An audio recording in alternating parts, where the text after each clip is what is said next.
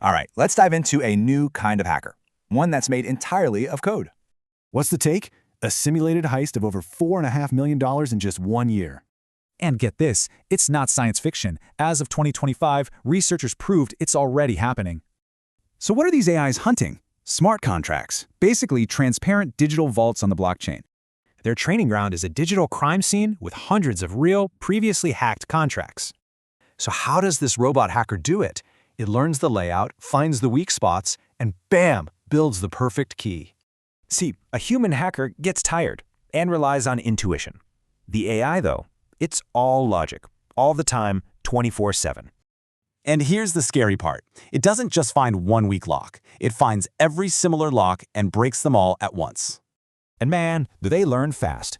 Their success rate shot up from basically nothing to over 55% in 1 year. The really wild part, the amount of money they could steal is doubling about every month and a half. So that leaves the big question. How do you stop an attacker that literally never sleeps? Well, the answer is kind of poetic. You turn the hunter into the guardian. That's right, the same AI built to exploit vulnerabilities can be retrained to find and patch those exact same holes.